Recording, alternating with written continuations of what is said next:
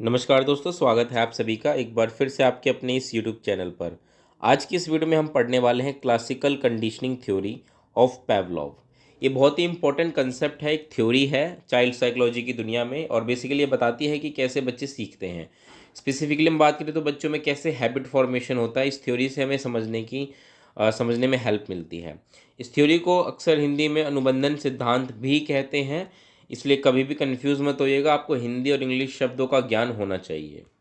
इस वीडियो में हम क्या कुछ पढ़ेंगे एक बार शॉर्ट में देख लेते हैं। सबसे पहले हम समझने की कोशिश करेंगे कि जो थ्योरी है जो बात करती है कंडीशनिंग, तो what is the meaning of conditioning.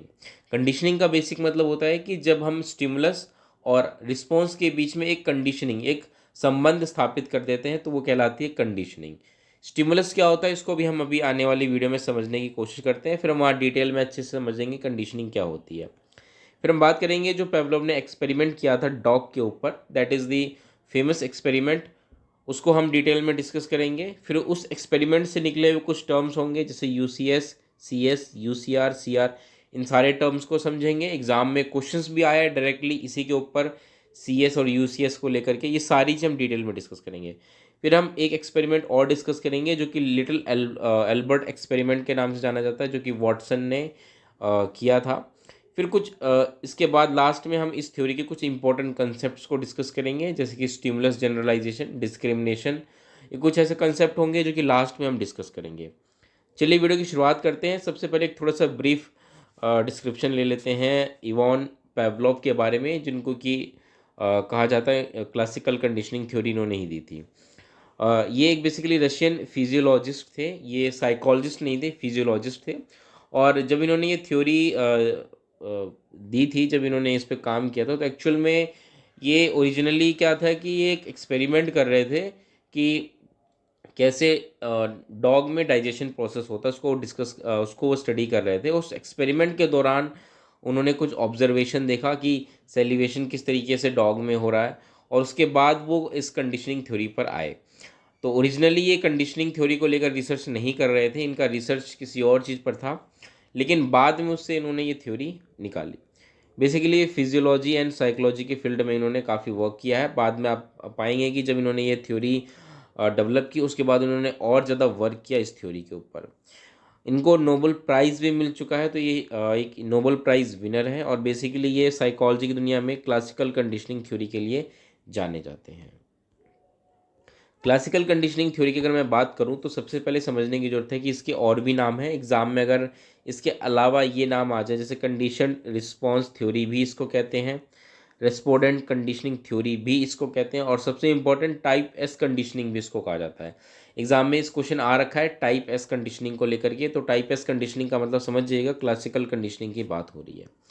चलिए, आगे बढ़ने से पहले एक शब्द होता है स्टिमुलस, इसको समझ लेते हैं एक बार कि स्टिमुलस क्या होता है। अगर आप ये समझ जाएंगे तो इस थ्योरी को समझना आपके लिए बहुत आसान रहेगा। स्टिमुलस का मतलब होता है कि ऐसी हमारे आसपास की ऐसी सभी चीज़ें जो हमें प्रेरित करती हैं, हमें मोटिवेट करती हैं कोई भी एक्ट करने के लिए, कोई भी बिहेव करने के लिए, हमारे व्यवहार को एक तरीके से दिशा देती हैं। फॉर एग्ज़ाम्पल मान के चलिए कि आप रास्ते से गुजर रहे हैं और अचानक से आपके सामने एक बैल आ जाए, या एक कोई बड़ा जानवर आ जाए, सांड आ जाए, कुत्ता आ जाए, तो आप क्या करेंगे? तुरंत रिएक्ट करेंगे। ठीक है। अब रिएक्शन क्या हो सकता है? आपके में एक डर की भावना आ सकती है, तो आप खुद को बचाने के लिए दूसरी तरफ जाएंगे या सड़क के किनारे हो जाएंगे। तो इस तरीके से आप एक व्यवहार करेंगे, लेकिन ये व्यवहार किसकी वजह से उत्पन्न हुआ है? उस जानवर की वजह से। तो वो जो जानवर है, वो जो एनिमल है, वो आपके लिए क्या बन गया? स्टिमुलस बन गया। ठीक है। स्टिमुलस क्यों? जिसकी वजह से आप कोई व्यवहार करते हैं। इसी प्रकार और भी हमारे आसपास एग्जाम्पल हो सकते हैं। आपने कोई अच्छा सा गाना सुन, मान के चलिए आप बस में जा रहे हो और कोई अच्छा सा गाना, आपके पसंद का गाना जो वहाँ पे चल रहा है, तो उसको देखकर आपके अंदर कैसी फीलिंग आएगी? अच्छी फीलिंग आएगी। हो सकता है आप गाना अपने मन में गुनगुनाए। तो आपने ऐसा क्यों किया? क्योंकि आपके कान में अच्छी आवाज़, गाने की आवाज़ आई, जो कि आपका फेवरेट सॉन्ग हो सकता है। तो यहाँ पे ये जो सॉन्ग है, ये एक तरीके से एक स्टिमुलस है। तो ये कुछ एग्जाम्पल्स होते हैं स्टिमुलस के, जो हमारे हमको प्रेरित करते हैं किसी भी तरह का व्यवहार करने के लिए। अब दूसरा वर्ड आता है कंडीशनिंग, कि भाई कंडीशनिंग क्या होती है। तो कंडीशनिंग को समझने की ज़रूरत है जब हमारे व्यवहार, यानी कि बिहेवियर, या इस बिहेवियर को कई बार हम रिस्पॉन्स भी कह देते हैं, जब हमारे रिस्पॉन्स और हमारे स्टिमुलस के बीच में कंडीशन बन जाए। कंडीशन मतलब आपस में एक संबंध स्थापित हो जाए, इसको हम कंडीशनिंग कहते हैं। अब आप आगे पढ़ेंगे कि क्लासिकल कंडीशनिंग थ्योरी में वो बेसिकली होता भी यही है कि किसी स्टिमुलस के साथ हमारा रिस्पॉन्स जो होता है वो कंडीशन हो जाता है, बंध जाता है। वो कैसे होता है उसको अभी हम समझेंगे, लेकिन उसके लिए हमें पेवलोव का ये एक्सपेरिमेंट समझने की ज़रूरत है जो कि उन्होंने डॉग पे किया था।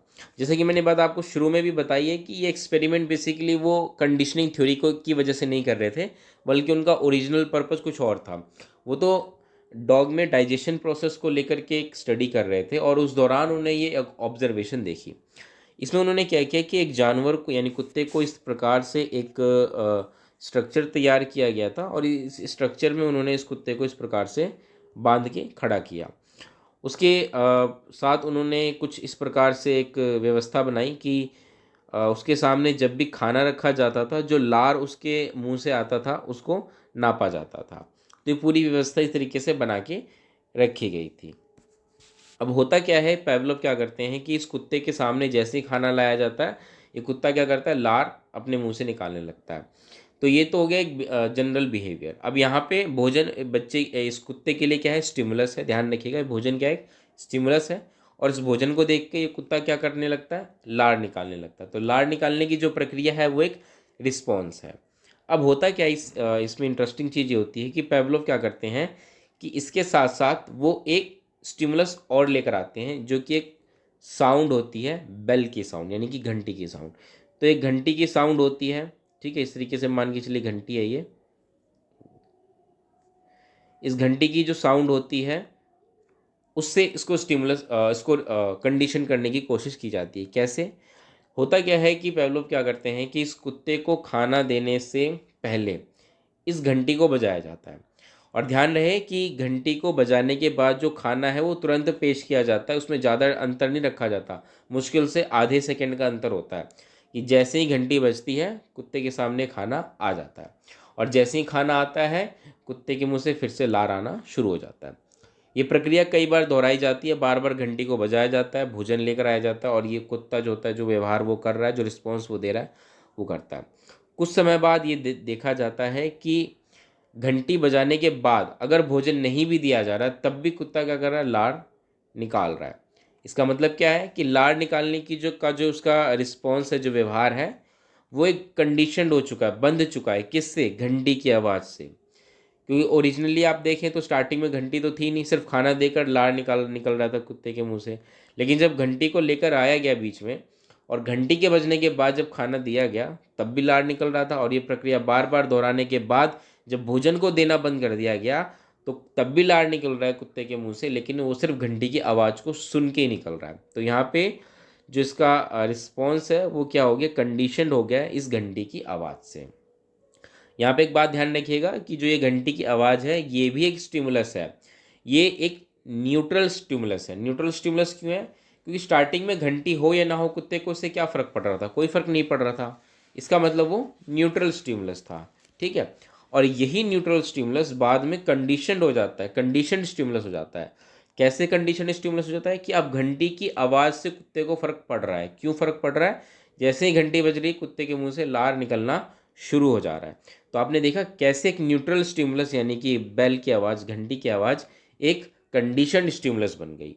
तो यहाँ पर ये पूरा पेवलोव का एक्सपेरिमेंट था जिसमें कि उन्होंने ये सारी चीज़ें की थी। अब इनके एक्सपेरिमेंट से कुछ इंपॉर्टेंट चीज़ें निकल के आती हैं जो मैं आपको समझाना चाहूँगा। एक होता है अनकंडीशन स्टिमुलस, जिसको हम कहते हैं UCS। अनकंडीशन स्टिमुलस का मतलब ये है कि ऐसा स्टिमुलस जो कंडीशन नहीं है। जैसे कि इस एग्जाम्पल में अगर आप देखें तो भोजन, भोजन एक अनकंडीशन स्टिमुलस है। क्यों, स्टिमुलस तो है, ये तो आप कंफर्म समझते हैं क्योंकि भोजन की वजह से कुत्ता कोई ना कोई व्यवहार कर रहा है, लार निकाल रहा है। लेकिन ये अनकंडीशनड है। अनकंडीशन इसलिए क्योंकि ये नेचुरल है, ऑटोमेटिक है। ऐसा तो नहीं है ना कि कि भोजन को देख के लार निकालने की जो प्रक्रिया है वो कुत्ते को सिखाई गई हो, नहीं, कुत्ता अपने आप ही लार निकाल रहा था।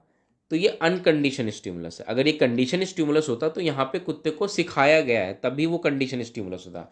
जैसे घंटी की आवाज़ सुन के लार निकालना ये सीखी हुई प्रक्रिया है ना, ये नेचुरल तो नहीं थी। ऐसा तो नहीं ना कि पहले से ही घंटी की आवाज़ सुन के कुत्ता लार निकाल रहा है, ऐसा नहीं था। तो इसीलिए घंटी की आवाज़ सुन के लार निकालना ये कंडीशन स्टिमुलस है क्योंकि ये सीखा है कुत्ते ने। लेकिन भोजन को देख के लार निकालना ये सीखा नहीं है, ये कुत्ते में पहले से है। तो इसलिए भोजन जो है वो एक अनकंडीशन स्टिमुलस का यहाँ पे एग्जाम्पल है। तो अनकंडीशन स्टिमुलस आप समझ गए, ऐसा स्टिमुलस जो कि नेचुरल होता है, सिखाया नहीं गया। अब इसी प्रकार से अनकंडीशन रिस्पॉन्स भी होता है। अनकंडीशन रिस्पॉन्स मतलब जो ऑटोमेटिक होता है, जैसे कि भोजन को देख के लार निकलना, तो लार निकलना अनकंडीशन रिस्पॉन्स है, यानी कि यूसीआर है। आई होप आप समझ रहे होंगे, इन टर्म्स को समझ लीजिए और इसी तरीके से समझिए, क्योंकि एग्जाम में क्वेश्चन आता है इसी प्रकार से, यूसीएस, यूसीआर, सीएस, सीआर, इस तरीके के वर्ड यूज होते हैं, तो वहाँ पे आपको फिर कन्फ्यूजन हो सकती है। Next is condition stimulus. अब कंडीशन स्टिमुलस जैसा कि मैंने अभी आपको बताया, जो पहले एक न्यूट्रल स्टिमुलस थी, यानी कि जो घंटी की आवाज़ थी, वो बाद में कंडीशन स्टिमुलस हो गई, यानी कि कुत्ते ने व्यवहार करना सीखा घंटी की आवाज़ सुन के, तो कंडीशन स्टिमुलस बन गई घंटी की आवाज़। देन कंडीशन रिस्पॉन्स, यानी कि घंटी की आवाज़ सुनने के बाद अब जो कुत्ता व्यवहार कर रहा है, अब इसका जो व्यवहार है वो कंडीशन रिस्पॉन्स है, ना कि अनकंडीशन रिस्पॉन्स है। ठीक है, पहले ही अनकंडीशन रिस्पॉन्स था, क्यों था? क्योंकि सिर्फ भोजन देख के लार आ रहा था, लेकिन अब घंटी की आवाज़ सुन के ही लार आ रहा है, तो अब जो इसका व्यवहार है वो एक कंडीशन रिस्पॉन्स है। तो ये 4 शब्द हैं, इनमें कन्फ्यूज बिल्कुल मत होइएगा। जो न्यूट्रल स्टिमुलस है इसको आप समझ लीजिए, लेकिन इस पर क्वेश्चन आज तक नहीं पूछा गया, ना आगे पूछा जाएगा। एक और एक्सपेरिमेंट हम समझने की कोशिश करते हैं। ये एक इम्पॉर्टेंट और इंटरेस्टिंग एक्सपेरिमेंट है। ये है वॉटसन का एक्सपेरिमेंट। बेसिकली उन्होंने वॉटसन और इनकी जो वाइफ थी रेनर, इन दोनों ने मिलके एक 9 महीने के का बच्चा था एल्बर्ट, उस पर ये एक्सपेरिमेंट किया था। इसीलिए इस एक्सपेरिमेंट को लिटिल एल्बर्ट एक्सपेरिमेंट भी कहते हैं। और एक्सपेरिमेंट इसलिए किया गया था क्योंकि इससे पहले पेवलोव ने तो कंडीशनिंग की थ्योरी दे दी, लेकिन उन्होंने जानवरों के ऊपर एक्सपेरिमेंट किया था। और ये जो थे ये चाहते थे कि हम ह्यूमंस के ऊपर एक्सपेरिमेंट करके देखते हैं कि क्या ह्यूमंस में भी कंडीशनिंग होती है या नहीं होती। तो इसलिए उन्होंने एक 9 मंथ ओल्ड एल्बर्ट नाम के बच्चे को लिया और उन्होंने उसके साथ कंडीशनिंग करने की कोशिश की। इन्होंने क्या किया, इन्होंने इस बच्चे को पहले तो बहुत सारे जानवरों के साथ खेलने दिया, जैसे कि खरगोश, चूहा, कुत्ता, ये सब रोएदार, मतलब इनके जो स्किन होती है इनके बाल होते हैं, रोएदार जानवर होते हैं, सफ़ेद रंग के जानवर थे, उससे खेलने दिया। कुछ समय तक उन्होंने खेलने दिया, फिर उन्होंने क्या किया कि चूहे के साथ उसको खेलने दिया। यहाँ पे आप देख सकते हैं चूहे के साथ ये बच्चा खेल रहा है। अब होता क्या था कि धीरे धीरे उन्होंने एक दूसरा स्टिमुलस लेकर आए साथ में। ध्यान रहे यहाँ पे चूहा जो है ये एक न्यूट्रल स्टिमुलस है, ठीक है। और फिर अब ये एक जो अनकंडीशनड जो स्टिमुलस है वो लेकर आएंगे, जैसे कि घंटी की, सॉरी यहाँ पे घंटी नहीं था, यहाँ पे एक हैमर था जिसको कि एक रॉड पे मारा जा रहा था, और जैसे ही उस रॉड पे मारा जाता था एक डरावनी आवाज़ निकलती थी, ठीक है। और उस डरावनी आवाज़ को देख के बच्चा डर जाता था, यानी कि इसका जो रिस्पॉन्स था ये अभी अनकंडीशनड रिस्पॉन्स है। तो ये अनकंडीशन स्टिमुलस है, क्योंकि ये अभी तक क्या है कि बच्चा इसको देखकर व्यवहार करना सीखा तो नहीं है, नेचुरल है। तो यहाँ पे जैसे ही इस हैमर को रॉड पे मारा जा रहा है, एक अनकंडीशन स्टिमुलस है, और इसकी वजह से जो रिस्पॉन्स कर रहा है ये बच्चा एल्बर्ट नाम का, ये अनकंडीशन रिस्पॉन्स है।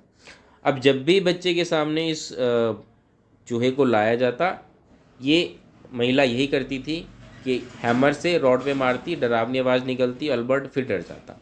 जब ये प्रक्रिया बार बार दोहराई गई तो हुआ क्या कि बच्चा अब सिर्फ सफ़ेद चूहे को देखकर ही डर जाता था।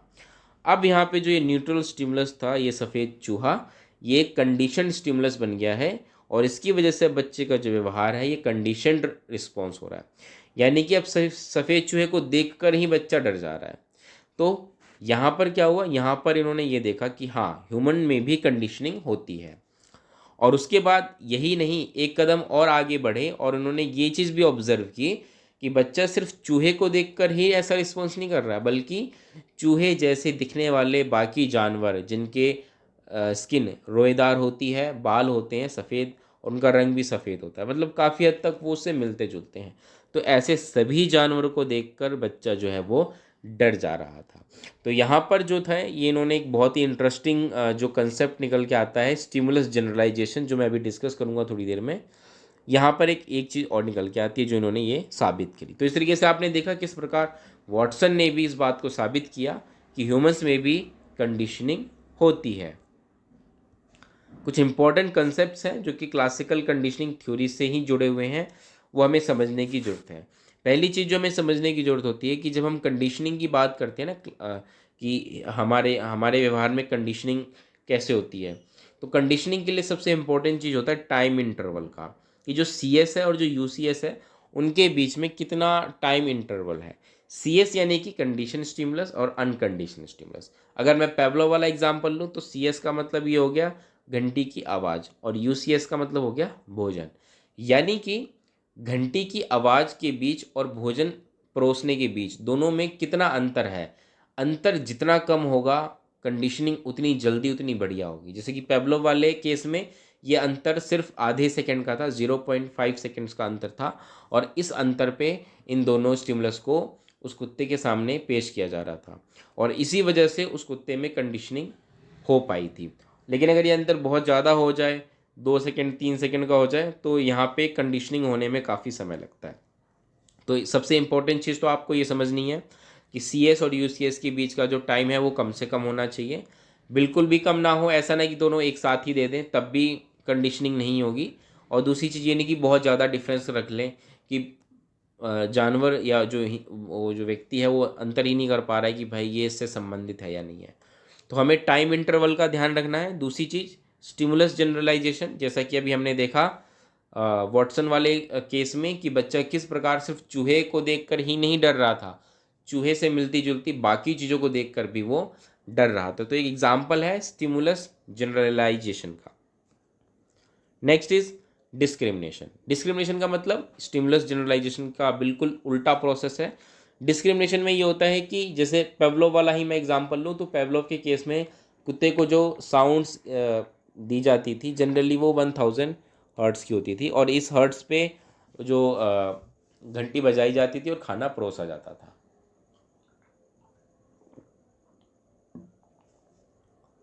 और अब क्या है कि मान के चलिए इसी प्रोसेस को अगर 900 हर्ट्स या 1100 हर्ट्स पे किया जाए तो कुत्ता लार नहीं निकालेगा। ऐसा इस थ्योरी से प्रूफ हुआ, जिसमें कि उन्होंने कहा था कि डिस्क्रिमिनेशन भी कर पाता है कोई बच्चा या कोई जानवर, कि अगर कोई स्टिमुलस उसके सामने दिया जा रहा है और उससे मिलता जुलता स्टिमुलस है तो उसमें भी वो अंतर कर पाता है। जैसे जो डॉग था वो साउंड्स कि हर्ट्स को भी समझ पा रहा था कि भाई ये इतने हर्ट्स का साउंड है और इसी के बाद खाना दिया जाएगा। तो एक एग्जांपल है डिस्क्रिमिनेशन का। Next is extension and recovery. Extension and recovery का मतलब क्या होता है कि जब सी एस और यू सी एस, जो अभी हमने बात की ना, सी एस यानी कि घंटी की आवाज़ और यू सी एस यानी कि भोजन। अब मान के चलिए कि पेवलो वाले केस में अगर कुत्ते के सामने घंटी बजाई जाती है, यानी कि सी एस तो होता है लेकिन भोजन नहीं दिया जाता, यानी कि यू सी एस नहीं होता, यानी कि सी एस होता है यू सी एस नहीं होता, घंटी बजाई जाती है लेकिन भोजन नहीं दिया जाता, तो आपको क्या लगता है अगर ये प्रक्रिया बार बार की जाएगी तो इसके बाद कुत्ते में जो लार आने की प्रक्रिया है वो बनी रहेगी? नहीं, वो धीरे धीरे क्या होगी, समाप्त होती जाएगी। इसी को हम एक्सटिंक्शन कहते हैं। एक्सटिंक्शन का मतलब ये है कि सी यू सी एस के एब्सेंस में अगर आप सी एस दे रहे हैं तो हमेशा रिस्पॉन्स कंडीशन नहीं रहेगा, वो धीरे धीरे ख़त्म हो जाएगा। जैसे कि अगर आप सिर्फ घंटी बजा के भोजन नहीं देंगे तो धीरे धीरे लार निकलने की जो प्रक्रिया है वो समाप्त हो जाएगी। Next is recovery. रिकवरी यानी कि अगर मान लीजिए एक्सटिंक्शन हो भी गया है, कंडीशन ख़त्म भी हो गई है, तो उसको वापस से रिकवर किया जा सकता है। आप सेम प्रोसेस को फिर से दोहराएंगे, रिकवरी शुरू हो जाएगी। Next and the last is reinforcement. अब इस थ्योरी में आप देखेंगे कि पेवलोव ने या वॉटसन ने कहीं पे भी रेनफोर्समेंट की बात नहीं कही, क्लियरली तो बिल्कुल भी नहीं की। लेकिन आप और हम इस बात को समझ पाते हैं कि इस थ्योरी में रेनफोर्समेंट भी है, कि अगर भोजन भोजन क्या एक तरीके से रेनफोर्समेंट है। अगर कुत्ते का व्यवहार कंडीशन हो पा रहा है तो क्यों हो पा रहा है? क्योंकि उसको भोजन दिया जा रहा है ना। अगर भोजन ही नहीं दिया जाए, सिर्फ घंटी बजाई जाए, तो क्या जो उसका व्यवहार है वो कंडीशन हो पाएगा? नहीं हो पाएगा। तो ये एक एग्जांपल है कि हाँ, रेनफोर्समेंट भी एक इम्पॉर्टेंट रोल प्ले करती है क्लासिकल कंडीशनिंग थ्योरी में। हालांकि ये एक्सप्लिसिटली मेंशन्ड नहीं है, लेकिन यहाँ पर जो हम बात कर रहे हैं यूसीएस जो भोजन है वो एक तरीके से रेनफोर्समेंट का ही काम कर रही थी कुत्ते के लिए। तो ये कुछ इंपॉर्टेंट पॉइंट्स हैं क्लासिकल कंडीशनिंग थ्योरी के। आई होप आप समझ पाए होंगे और इस प्रकार से हमने इस पूरी थ्योरी को समझने की कोशिश की है, क्लासिकल कंडीशनिंग थ्योरी। इस थ्योरी से रिलेटेड किसी तरह का और भी कोई अगर आपकी क्वेरी है, कोई डाउट है, तो आप मुझसे कमेंट बॉक्स में पूछ सकते हैं। इस वीडियो में हम फिलहाल इतना ही रखते हैं, मिलेंगे अगली वीडियो में दोस्तों। तब तक के लिए नमस्कार, धन्यवाद।